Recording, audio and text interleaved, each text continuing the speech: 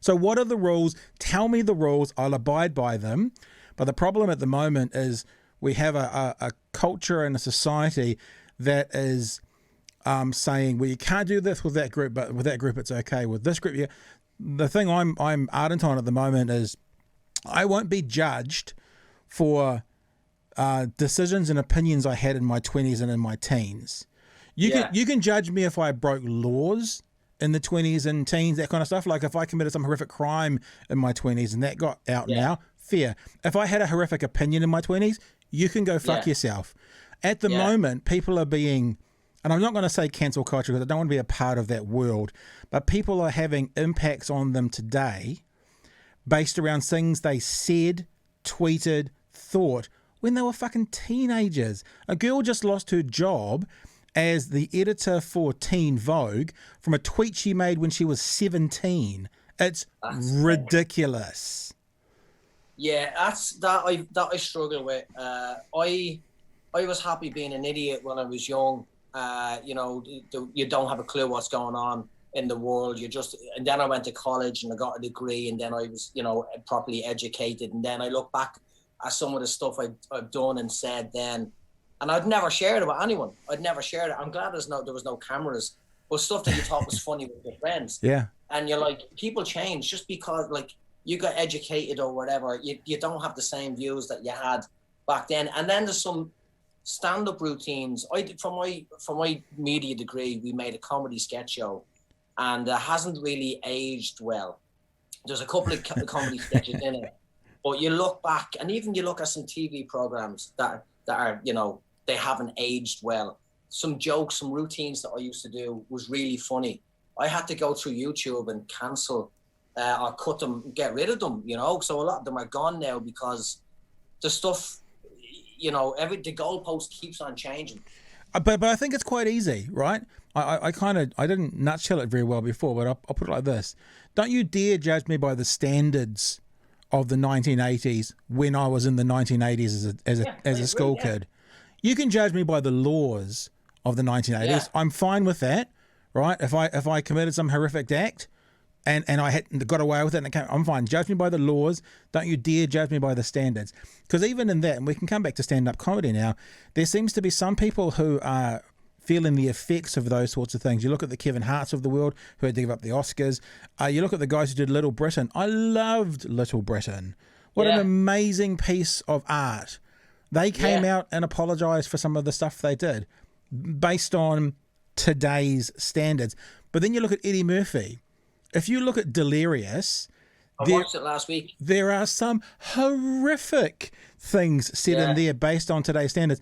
But for some reason, and I love Eddie Murphy, I've probably seen Delirious 40 times. It was one of my staples when I was a teenager. Yeah, but he gets a green light. He's not being judged by those standards.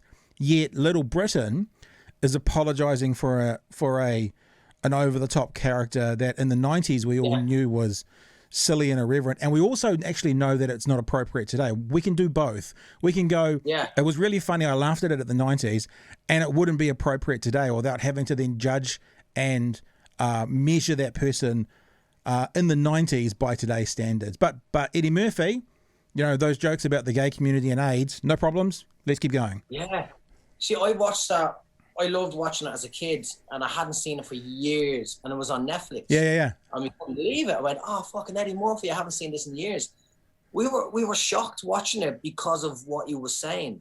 Not that it was shocking, but it was shocking that it was, of all the programs and stuff that's been cut from Netflix over the years, cancelled, if you can say cancelled, there's still stuff like that is out there. I'm trying to think of an example. There's a couple of songs where they use phrases and words in the songs.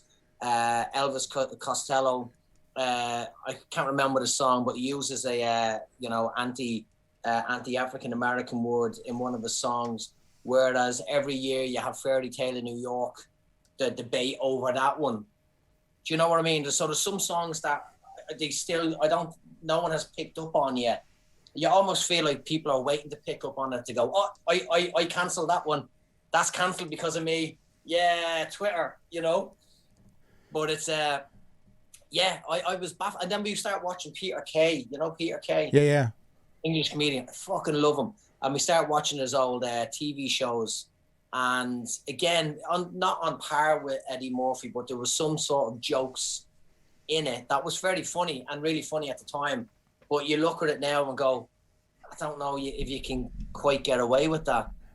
But I think we've just answered it. I think we've just come to the conclusion together. It's like you can have two positions. You can go. I've said this before on the podcast, so I'll say it again.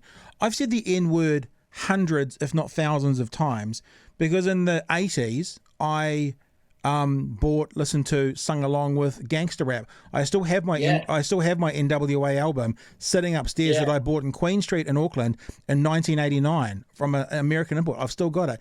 Now, I've never said the N word about someone or to someone or used it in an aggressive way, but I've said the N word thousands of times because in the 80s and 90s, you sung along with Snoop D-O-double-G or with Ice-T or with Ice Cube or with NWA. Now, I still sometimes play those music, and guess what? I don't say the word when I'm singing because it's a different time. I can have, it's not all encompassing, right? You can go, I enjoy that in the era it was appropriate. Since then, we've moved out. It doesn't apply anymore. Now, if someone hears me say that I've said the N-word hundreds, if not thousands of times, and they want to make something of it now, well, I can't be cancelled because I have no profile, so it doesn't matter. But it's the reality of I'll fight tooth and nail. You're not going to judge me for what I did 20 years ago based on today's standards. You're just not. I'm not. It's not going to happen ever at any stage for any reason. It's weird, and it's like when you use the phrase. There's a lot of phrases you can't use, even though it's. So if you say it was of the time, pitchforks, you can't say it was of the time and stuff. Like it's weird, when you're growing up and I was around my granddad and he'd use phrases and words that we thought was, you couldn't say that. And that was my granddad. And we thought, we'll never be the same. But now we're reaching that age where there's stuff that was okay when we were kids to say that you can't say anymore.